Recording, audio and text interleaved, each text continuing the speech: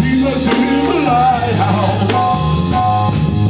And from the rock was deep, and shone his light of love around me. And I really see what it wasn't for the lighthouse. Tell me where was my defeat? I shall not slide. Examine me, O Lord, and prove me. Try my reins and my heart. For thy loving kindness is before mine eyes, and I have walked in thy truth.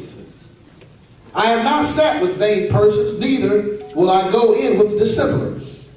I have hated the congregation of evildoers, and will not sit with the wicked. I will wash mine hands in innocency. So will I compass thine altar, O Lord, that I may publish with the voice of thanksgiving, and tell of all thy wondrous works. Lord, I have loved the habitation of thy house, and the place where thine honor dwelleth. Gather not my soul with sinners, nor my life with bloody men, in whose hands is mischief, and their right hand is full of bribes. But as for me, I will walk in mine integrity. Redeem me, and be merciful unto me. My foot standeth in an even place. In the congregations will I bless the Lord. Church, say amen. Amen. Give Lord a hand clap offering for his word.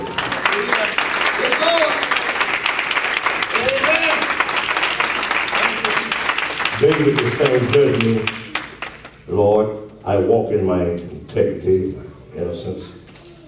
I've trusted in you. That has kept me from falling when I put my trust in you. David said, examine me. Try me. Prove my heart. Search me, Lord.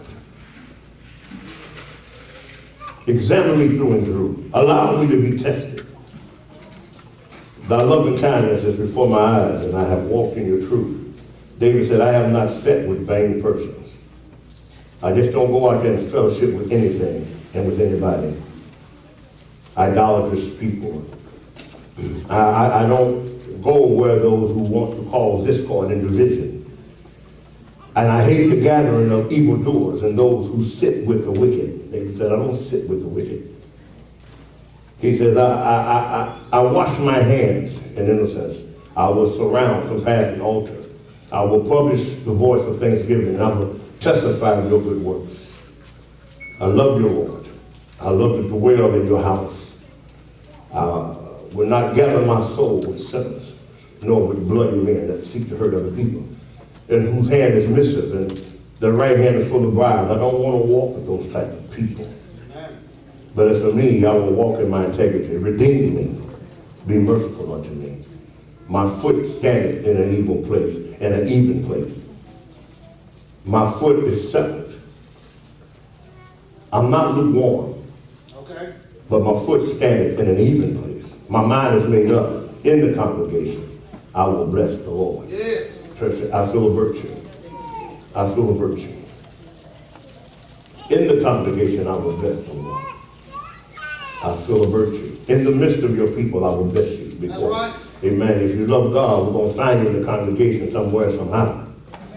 If you love God, you won't forsake the assembling of yourselves together, as the manner of some say. Somebody say, why do we go to church and fellowship? Because you love God. Amen. I feel a virtue. Because you love God and you love his people. The disciples did what they did. Then they went to their own company. This should be your own company. You know, there's that commercial that say, I got folk, or you should have folk too, in the congregation of the righteous. Amen. Praise God. Well, we exalt the mighty name of Jesus. Amen. Well, we hear the word of God and we feast off his word. But I want to talk to you today about troubleshooting. For those of you that are in mechanics, or you fix things, you work on things, and you understand troubleshooting. When you troubleshoot something, when your car breaks down, computer or whatever it is that you have, when it breaks down, you have to find the problem. And in business, they would call this, they would get the committee together and they would brainstorming. It's the same similar thing.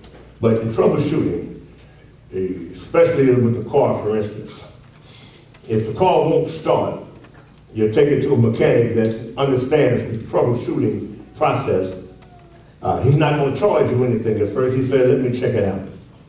And he'll start with the simplest things first. He might try the ignition to see if it works.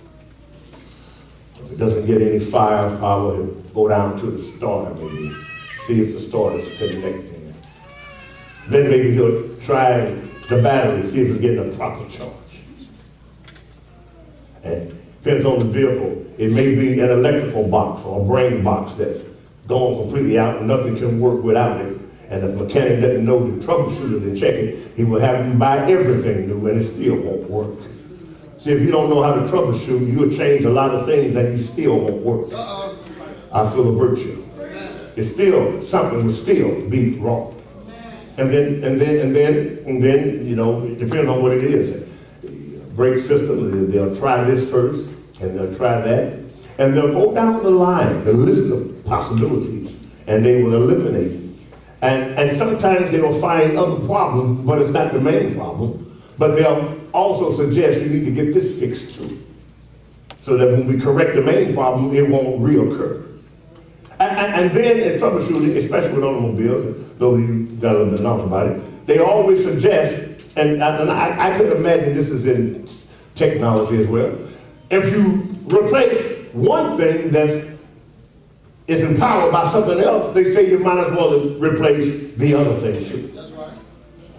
They say that if you replace most of the time the alternator, most of the time, am I right? They say you should go ahead and replace the battery too, in most cases, if the battery is not new. Back in my day, we would fix the starter, but instead of changing the whole starter, we just changed the cylinder, little thing on top of the starter, and put it back on the old starter. And the mechanic would tell you, well, it'll go for about 6 months or so. It'll drive, we just want it to drive, but it'll go out again.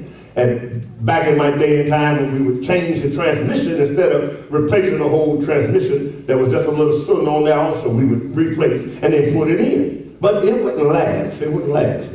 Troubleshooting. And so, in some vehicles, you go down and you change the flywheel or whatever. They say, well, since you done got this far, you might as well change the timing chain or your belt. Or you done got this far, you might as well change your water pump.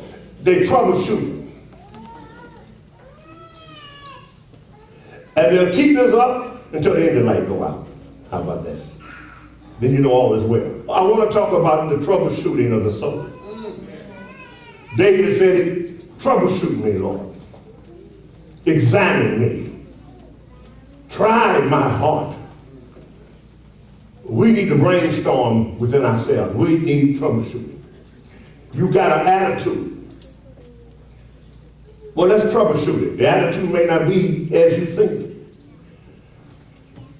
We may be thinking you got an attitude because you don't like the way people talk to you, but when we get through troubleshooting, it ain't got nothing to do with that. Okay. See, your mind is focusing on something that happened to you in the past, and you never got over it.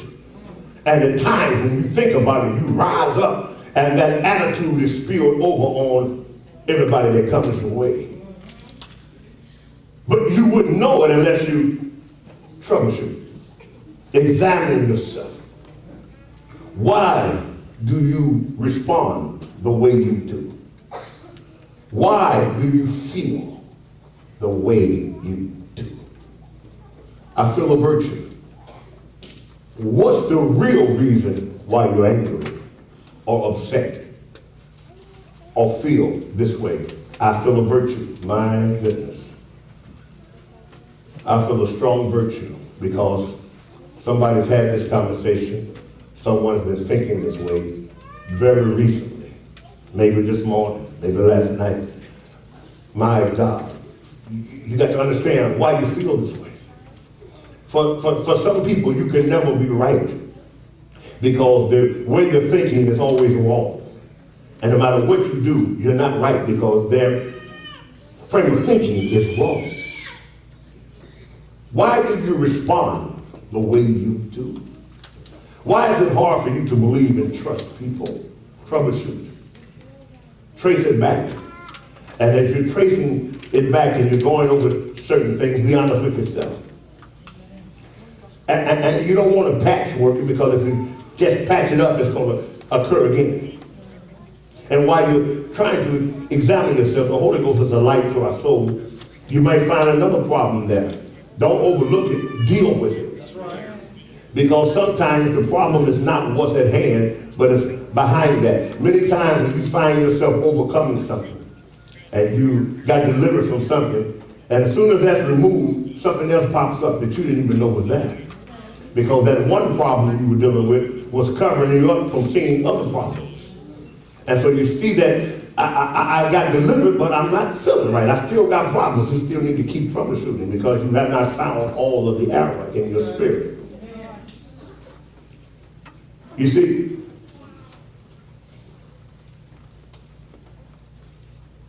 you have to examine yourself, the scripture says. Lord, show me me. Why do I always get upset when I see certain people? I feel a virtue. Some people make some people skin crawl. They hate to be around them. But it's not that they necessarily have done anything always. It could be something in you that's not right. It could be your misconception of that individual. Troubleshooting. Be careful when you put something on God. Troubleshoot it first, because you might find out at the end of your troubleshooting, God got nothing to do with it. The Holy Ghost says a lot of people move, you make statements, you do things because you're angry, because you're frustrated. Whenever you are hurt and your spirit is wounded and bruised, and there are faults or problems in your life that you have not dealt with, and it affects your frame of thinking, never make major decisions based on emotions that have not been proven. Because every decision you make will be wrong. And it will take you down a valley of unnecessary trials and tribulations. The Holy Ghost says, never make decisions that are against your will as a whole. I'm not talking about let your will be done, not mine. When the will of God comes, if you don't like it, well, you have to submit to God's will.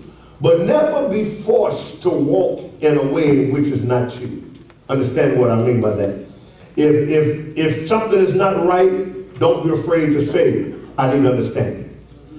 If you're doing something and you really don't want to do it, don't be afraid to say, that's not what I want to do. Okay.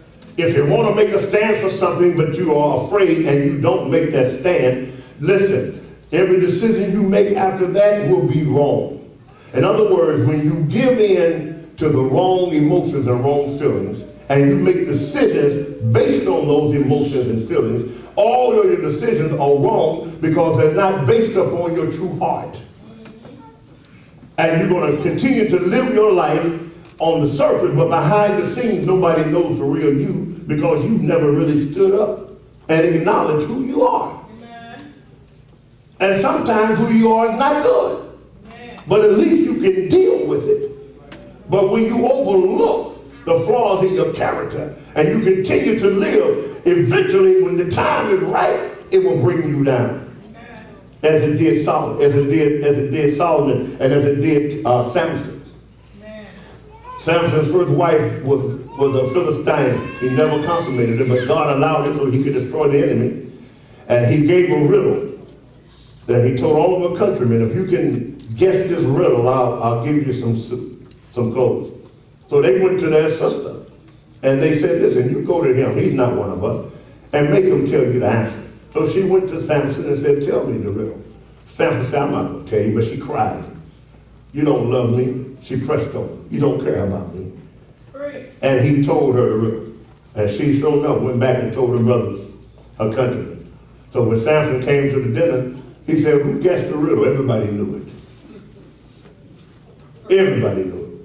Oh, of course, that was the wrong mistake because, you know, after that, it ended up to 1,000 of them getting killed with the jawbone of an ass. But nevertheless, years later, he met a woman named Delilah, some 20 years later almost. And he fell in love with her. She wasn't the right woman. She wasn't good. And the Philistines once again said, we'll give you money to find out where Samson's strength is. His strength was in not cutting his hair. Samson had long hair not because it was right for a man to do, but he was under a special religious vow. He was a Nazarene. A Nazarene was a man who took a vow of humility. He didn't drink wine, didn't eat grapes, couldn't eat certain foods, and many times they walked with their hair uncut. It was a shame, but it was a sign of humility. And many times, once the vow was over with, then they'd cut their hair, and then they could eat regular again. But Samson was a Nazarene for life. He could never put a razor to his head. His whole life was one of humility before God. His hair wasn't for a fashion or a style. There was a religious purpose behind it. And the lady said, show me, tell me what your power is. And Samson cracked the joke. If you tie my hair up and put it on some poles and tie it up, whatever, tie it up at the end of the bed, I'll lose my strength. He went to sleep, she tied his hair up. She said, the Philistines are coming. He jumped up and ripped up the post and everything else. Then he said something else. If you do this and do that, I'll lose my power. And when he went to sleep, she did it. And then she said, the Philistines are coming. And he jumped up full of power again. Listen to how people play with you. Samson didn't even get it. The woman said, the Philistines are coming twice. His enemy. What kind of game is that to play? But see, he failed to troubleshoot his spirit. The third time she came to him and she said, you don't love me. You don't care for me. And she started crying. You have no love for me. You don't care for me. And it pierced his soul. Sound familiar? Does it sound familiar? That's the same thing a woman did 20 years ago. And guess what he did? He gave in and said, my covenant is in my hair. I'm a Nazarene. I have a special vow before God from birth. You cut my hair, you got my strength.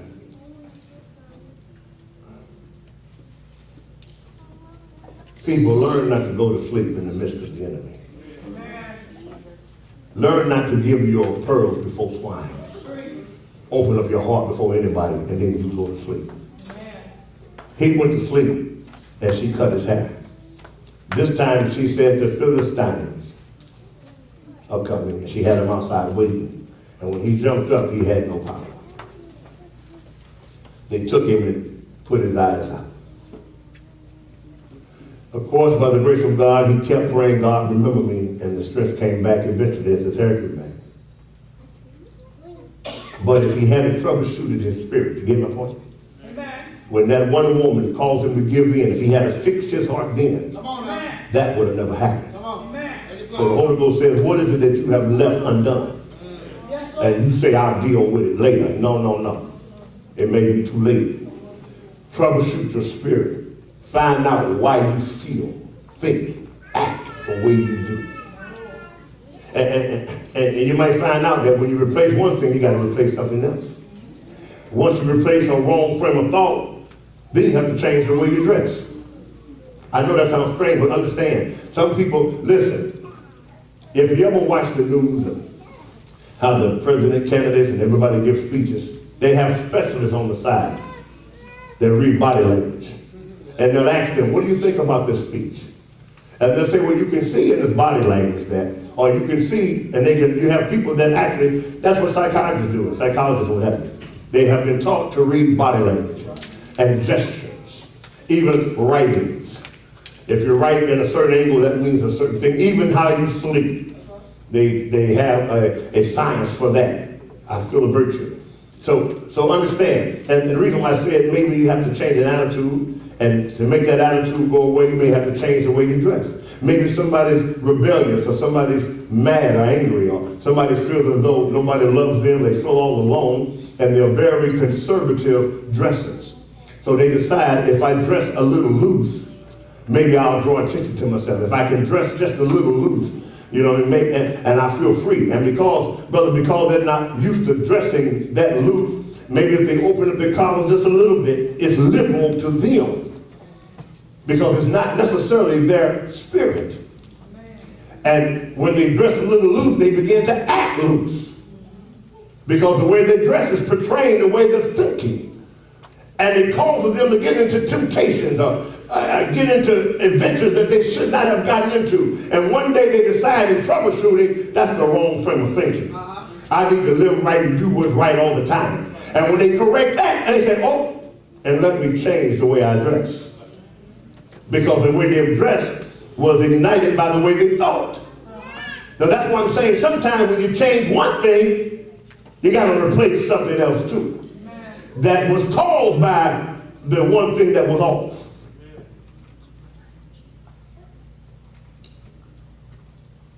Am I making sense? I'm talking about troubleshooting your spirit. You cannot leave any stone unturned if you want to make it into the kingdom. Every word that proceeded out of your mouth, you shall fill virtue. I'm saying something to somebody. I'm not going to ask who you are, but I guarantee you 100% that somebody's been thinking this, or you had this conversation. Actually, I'm going to take it back. I can't do that because it's true. It's true. You have to take a good look at yourself. Troubleshoot. Why are you angry? Why is it that you have this I don't care attitude? A lot of people that say they don't care, a lot of times they do care. But they say they don't care. They put on that front, troubleshoot it. Why are you putting on this front? It could be because you've been hurt so much all your life. You just don't want to be hurt again. So you figure you'll hurt somebody or throw it out there before they throw it back.